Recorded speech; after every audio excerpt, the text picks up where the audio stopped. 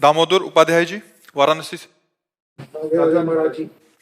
महाराज जी, आप कह रहे हैं कि आप ज्ञान मार्गी गुरु से दीक्षा ली है, बट आपका बचपन से ही कृष्ण भक्ति में ज्यादा वो था और अपनी इच्छा अनुसार गोपाल जी के नाम का मंत्र गुरुदेव से लिया था। महाराज जी, अब ये कह रहे हैं कि गीता और गोपाल ही में इनकी श्रद्धा है, जो गुरुदेव से ज्ञान मार्ग की दीक्षा मिली है उसमें कोई वो नहीं है। तो महाराज जी ऐसे में चुपचाप नाम जप करो जो गुरुदेव ने नाम दिया, और गोपाल जी से प्रेम करो। ज्यादा समय नहीं रह गया है, वहां चलना है, भगवान के पास चलना। नाम जप करो, हर श्वास नाम जप करो, तो जिस श्वास में आखिरी होगा उसी में भगवान मिल जाएंगे। नाम जप करो, समझ रहे हो? महाराज जी ने जो दिया है वही दे। महाराज जी ने जो गुरुदेव ने दिया वही नाम जप करो। कृष्ण प्रेम का उपार्जन हो जाएगा। हाँ बिल्कुल हो जाएगा, क्योंकि भगवान के सब नाम भगवत प्रेम प्रदान करने में समर्थ है। तो इसलिए गुरु के मुख से निकला हुआ नाम बड़ा महिमामय होता है, इसलिए उसी को जपो। पुष्पा राणा जी, रोहतक से। राधा वल्लभ श्री हरिवंश। महाराज जी, महाराज जी, आत्मा का निर्माण किसने और क्यों किया? मैं इन सब प्रपंच में क्यों हूं? आत्मा का कहीं निर्माण होता है? आत्मा तो स्वयं ब्रह्म है, वो किसी के द्वारा निर्मित थोड़ी है। निर्माण पांच भौतिक देह का होता है, निर्माण सूक्ष्म शरीर का होता है, निर्माण कारण शरीर का होता है, आत्मा का थोड़ी होता है। समझ पा रहे हो? आत्मा का निर्माण नहीं होता। आत्मा को जानती हो? एक आवाज होती है जब हम कुछ गलत। कोई आवाज, ये सब प्राकृतिक है। तुम्हारी कान, तुम्हारे नेत्र, तुम्हारा नाक, तुम्हारा मुंह, तुम्हारा शरीर, ये पंचभूतों से बना है।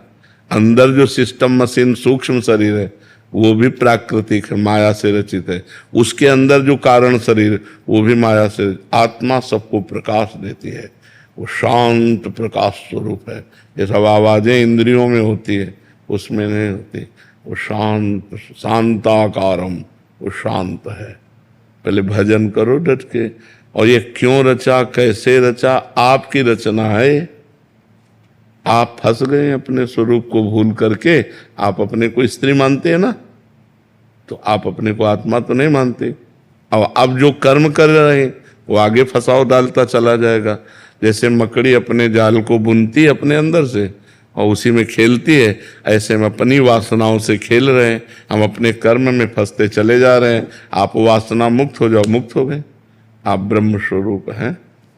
सर्वम खलमिदम ब्रह्मणेन नास्ति किंचन, किंचन मात्र भी ब्रह्म के सिवा कोई नहीं है।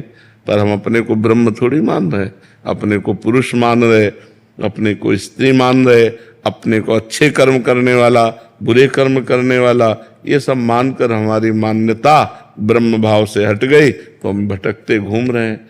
अध्यात्म गुरु बनाकर नाम जप करके, शास्त्र स्वाध्याय करके हम अपनी भूल मिटाते हैं। कोई नई बात नहीं करते, भूल मिटाते हैं। हम भूल में भटकते जा रहे हैं, भूल मिट गई तो स्वरूप में स्थित हो गए, ब्रह्म स्वरूप हो गए। भगवान कहीं और थोड़ी है, आप में ही है और आप ही है। दोनों बात समझो। जब तक समझ में ना आवे तब तक आप में ही है, और जब समझ आएगी तो समझ में आपको अनुभव में आएगा कि आप ही है। सोई जाने जेह देहु जनाई, और जानत तुम्हें हो जाई। जो आपको जान गया वो आप में हो गया। तो आप में हैं और आप ही हैं। जब ये अनुभव हो जाता है आप में है तो भक्ति में मस्त हो जाता है, और जब आप ही हैं तो ब्रह्म में स्थित हो जाता है। अब ये साधना है, साधना करो तो धीरे धीरे समझ में आ जाएगा। डिविन शर्मा जी, नोएडा से। श्री हरिवंश। राधे राधे। महाराज जी, महाराज जी, जब से आपके श्रीमुख से ये सुना कि मंदिर में गिरे हुए फूल, प्रसादी, तुलसीदर आदि यदि अनजाने में भी चरणों में आ जाएं तो हमारे द्वारा किया गया सारा भजन तप जब पुण्य नष्ट हो जाता है, तब से मन अत्यंत विचलित हो गया। जब भी मंदिर जाता हूँ हर पग डरते रखता हूँ। यदि कोई पुष्प या तुलसी मेरे पाँव के नीचे आ गई तो ऐसा लगता है कि उठा के माथे पे रख लेना चाहिए।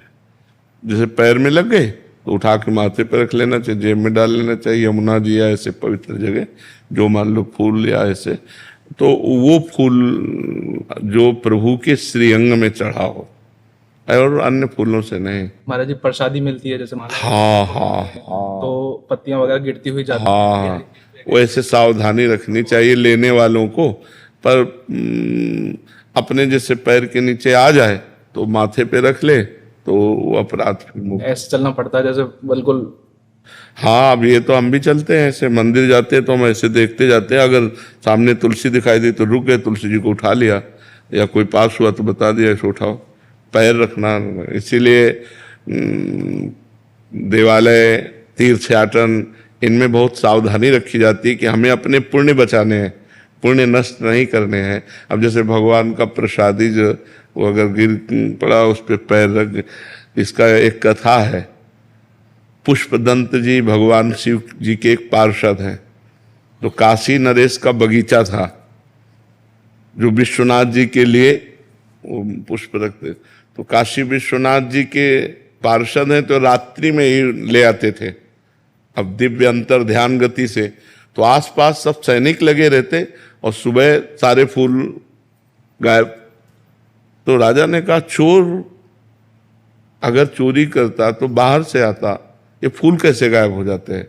तो विद्वानों ने बताया ये चोर अंतर ध्यान होके आता है, ये चोर ऐसा नहीं है, दिव्य चोर है। तो उनका चोर को कैसे पकड़ा जाए? तो उनका विश्वनाथ जी के जो प्रसादी बिल्व पत्र फूल है बगीचे में डाल दीजिए, वो शक्तिहीन हो जाएंगे, जहां पैर पड़ेगा पुण्य नष्ट होंगे, पकड़ में आ जाएंगे।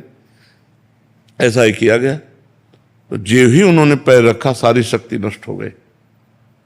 अब उन्होंने विचार किया ये तो मतलब मनुष्य लोग हमें पकड़ लेंगे, और दिव्य पार्षद, तो महिमना पारंते, ये महिमना स्तोत्र, तुरंत उन्होंने महिमना स्तोत्र की रचना की और बिल्वपत्र को प्रणाम करके माथे पे लगा, अंतर ध्यान हो गए। महिमना स्तोत्र से तुरंत सारी शक्ति उनकी जागृत हो गई, शिव महिमना स्तोत्र है। तो ऐसे ही जैसे भगवान का तुलसी दल है या पुष्प आदि है हमारे पैरों पे पड़ जाए तो हमें माथे पे लगा के राधा राधा राधा राधा राधा, तो उससे क्षमा हो जाता है। पर सावधानी रखे, भगवान ने आंख दी है बचाने के लिए, पर बाहरी लोग इन बातों को जो जानते नहीं ना, तुलसी की माला ली ऐसे तुलसी गिराते चले जा रहे हैं, फूल माला ऐसे ली जाती है, माला प्रसाद मान लो मिला ना उसे ऐसे वस्त्र में लिया जाता है। पर आजकल वस्त्र ऐसे नहीं, अब मान लो कैसे लोगे आप, गमछा हो तो उसमें ले ले, अब शर्ट में लेंगे तो पेट खुल रहा है, ऐसे थोड़ी बोले। तो वैसे इसीलिए अपने भारतीय जो पोशाक है वो बहुत बढ़िया है, अपना धोती कुर्ता या पैजामा कुर्ता पैजामा और एक गमछा जरूर रहता था। अब तो गमछा किसी के पास नहीं है। तो वैसे प्रसाद जो माला प्रसादी है वो ऐसे लेने में ज़्यादा अच्छा रहता है, पर अब कैसे ले, किसी के पास गमछा तो रहता नहीं। हम तो बाबा जी इसलिए अचला है, सबके पास तो अचला है, तो भी बड़ी सावधानी से ले, जिससे गिरे ना और जिसके पैरों में लग जाए वो उठाकर माथे पे लगा ले। प्रसाद वगैरह मिलता है, भीड़ इतनी होती है, धक्का मुक्की होती है, तो मतलब इतना भी मौका नहीं मिलता कि नीचे झुक भी जाएं। हाँ बिल्कुल, कहीं कहीं ऐसा तो नेत्रों से प्रणाम कर ले। मान लो ऐसा धक्का लगा आप आगे गए तो नेत्रों से प्रणाम कर लो। हृदय में जो जलन होती है वही उसका पश्चाताप हो जाता है, जो हृदय में ताप होता है वही उसका पश्चाताप हो जाता है। आयुषी गर्ग जी लंदन से। राधे राधे। राधे राधे महाराज जी। महाराज जी आप कह रहे हैं कि क्या भजन सुनने और गाने का फल नाम जप स्वरूप ही होता है? मैं नाम जप बहुत देर तक तो नहीं कर पाती, पर भजन या कथा सुनने में बहुत रुचि है। हाँ ठीक है, लेकिन जो नाम जप करेगा वो बहुत जोर की बात होगी, क्योंकि नाम जप आप कर रहे हैं। देखो मन जब नाम जप में नहीं रुकेगा, टेप चला दो तो झूमने लगेगा, लेकिन नाम जप में नहीं झूमेगा, कि उसमें भागेगा, उसमें पर नाम जप से मन मरता है। जैसे हम रामायण देख रहे हैं, महाभारत देख रहे हैं, या कोई भजन या कोई ध्वनि कीर्तन, इसमें में कोई समस्या नहीं, मन राजी रहेगा। लेकिन सब बंद करके और माला उठा लो, अब परेशान शुरू कर दे। मतलब आंतरिक सुधार के लिए नाम जप अत्यंत आवश्यक है। थोड़ी देर नाम कीर्तन कर लो, थोड़ी देर सुन लो, लेकिन अधिक समय नाम जप में लगाओ। नाम जप अंदर के मल का नाश करके और भगवत प्राप्ति कराता है, इसलिए नाम जप पर ज्यादा प्रीति करो, अंदर ही अंदर नाम जप। अब जैसे रसोई सेवा में अब लगा दिया कथा सुन रहे हैं, हम सोहनी लगा रहे हैं, पोछा लगा रहे हैं, घर के काम कर रहे हैं, तो नाम उस समय चला लो नाम। लेकिन जब हम शांत बैठे हैं तो फिर माला ले लो, फिर माला या काउंटर से चुपचाप ध्यान पूर्वक नाम जप करो। शेफाली जी गुजरात से। राधा वल्लभ। श्री हरिवंश महाराज जी। महाराज जी जब आप कहते हैं कि ये शरीर भी जाएगा तो बहुत डर लगता है कि महाराज जी आपके बिना हम बच्चा कैसे। रोज तैयार रहते हैं।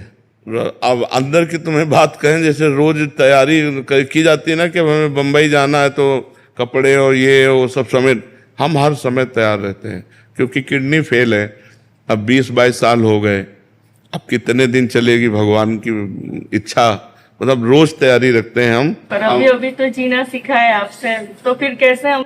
हाँ भी ये ठाकुर जी जाने, आता ही नहीं है। देखो ये ठाकुर जी जाने, अगर उनको जिलाना है तो एक संत ने कहा था 80 साल जियोगे, और अभी हमारी 55-56 की आयु है, तो अभी काफी लंबा सफर है। कहो ऐसे ही ढलंगते हुए चले जाएं 80 तक,